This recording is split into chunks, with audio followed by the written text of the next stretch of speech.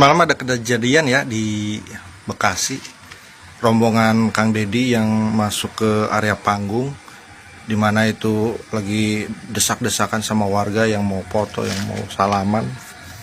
Ada yang nyiram air gitu, langsung diambil Satpol PP untungnya, kalau enggak mungkin bisa diamuk warga ya. Jadi mungkin mulai dari saat ini Kang Deddy perlu memikirkan protokol yang lebih ketat deh. Soalnya lihat kayak gini jadi waas gitu, jadi hariwang, jadi khawatir.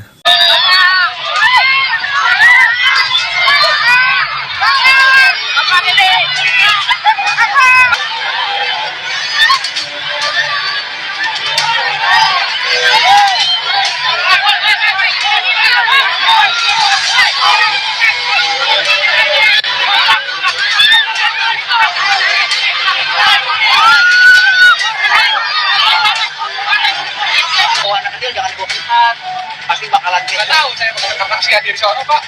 Woi, tolong, woi, tolong.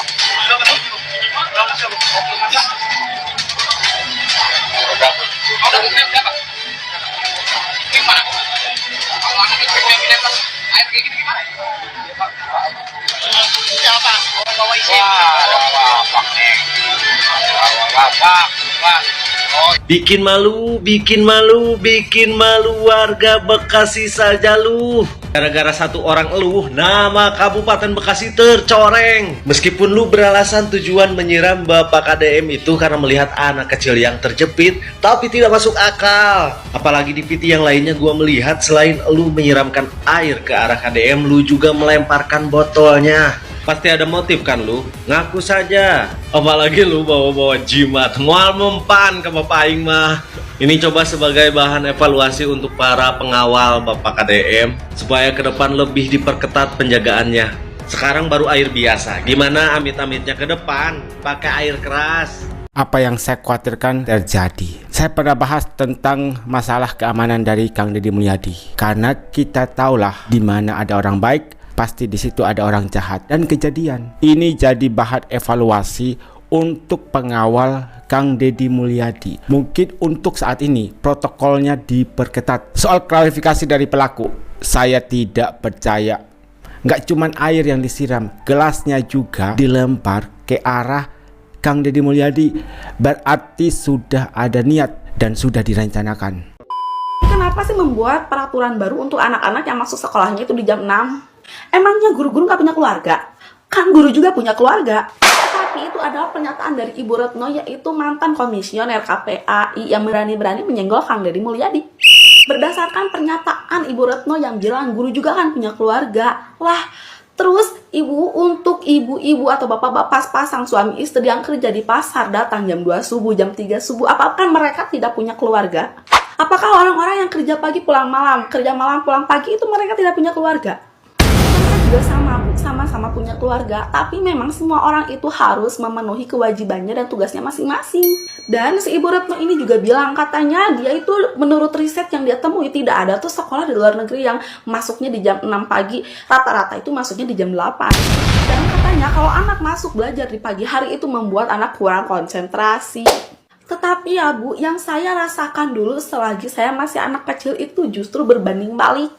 Yang saya rasakan dulu bersama teman-teman saya waktu dulu masih sekolah itu, kalau pagi itu kita lagi konsen-konsennya, sedangkan kalau menuju siang kita itu udah buyar, udah pengen pulang, udah pengen makan, udah pengen main, begitu loh Bu.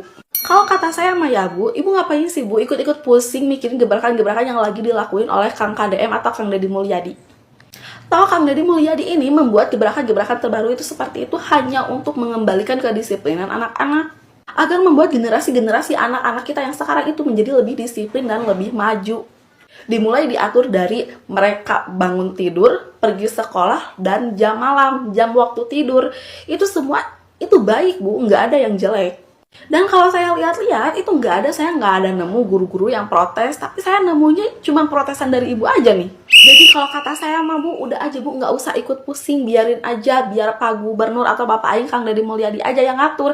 Ibu mah duduk manis aja lah, terima jadi. Udah ya, yang pusing mah biarkan Kang Deddy saja. Tos saya gitu helaweti pusat mah.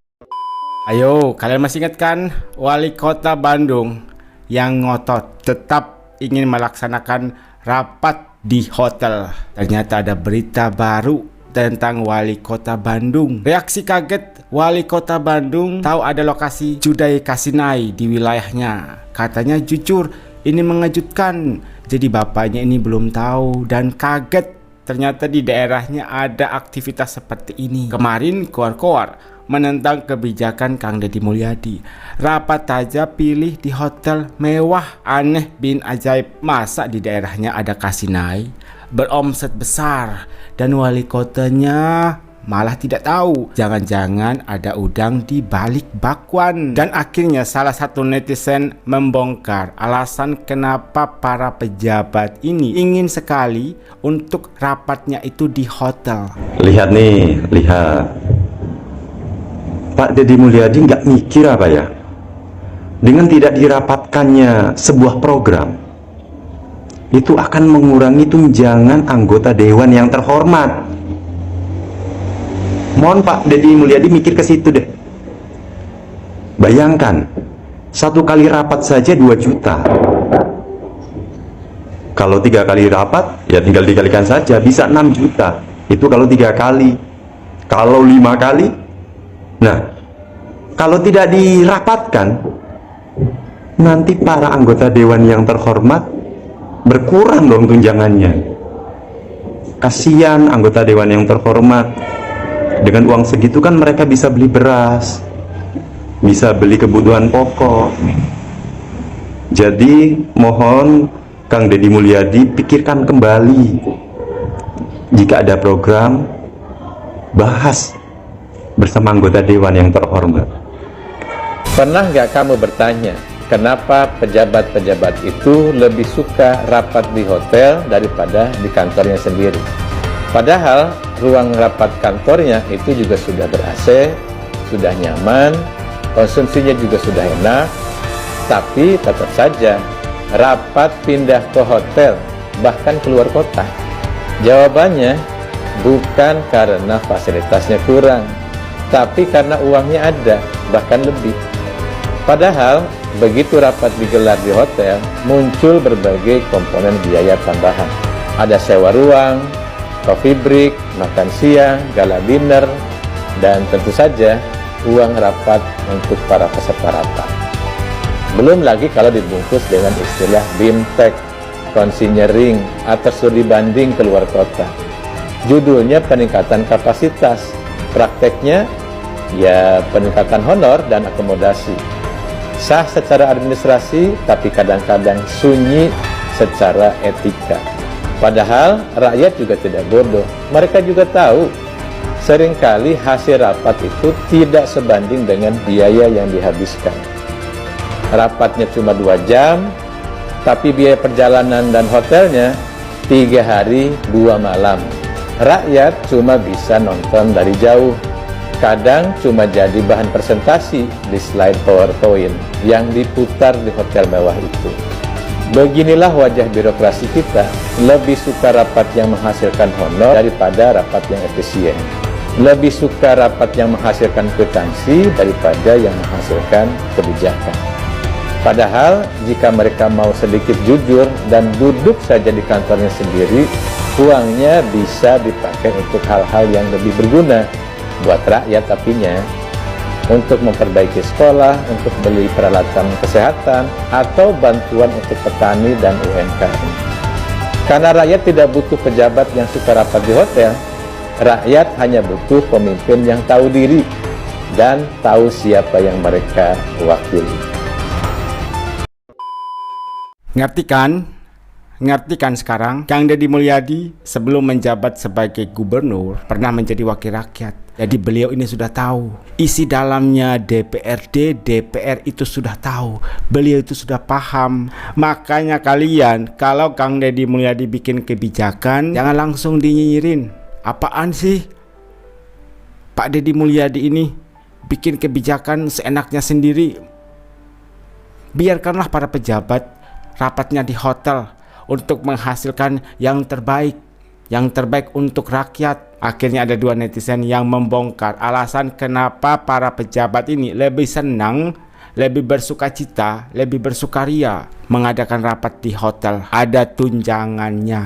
Beda kalau rapatnya di kantor, hanya dapat nasi box. Tapi kalau di hotel ada tunjangannya. 1 kali rapat tunjangannya berapa? 2 juta rupiah. 3 kali rapat, 4 kali rapat, 5 kali rapat, tinggal dikalikan saja. Itulah guys, kenapa Kang Deddy Mulyadi itu meminta atau melarang para pejabat di Provinsi Jawa Barat untuk mengadakan rapat di hotel dengan tujuan untuk efisiensi anggaran. Kemarin ada 3 pejabat ya yang menolak usulan dari Kang Deddy Mulyadi, bahkan memilih untuk mengikuti keputusan dari Menteri Dalam Negeri kalau tidak salah. Mereka ini ngotot untuk rapatnya di hotel. Walaupun menteri memperbolehkan rapat di hotel, harusnya para pejabat lebih mengambil sikap. Rapat di aula pemerintah pun lebih cukup sehingga duitnya bisa dialokasikan untuk rakyat. Itu kalau para pejabatnya mempunyai pola pikir yang bijak, pola pikir yang berorientasi kepada rakyat. Pasti mereka akan mendukung kebijakan dari Kang Deddy Mulyadi. Tapi faktanya ya seperti ini. Kalian sudah dengar sendiri kan alasan kenapa para pejabat ini lebih senang mengadakan rapat di hotel daripada di kantor. Rapat di hotel cuma formalitas. Intinya ada cuannya plus jalan-jalan.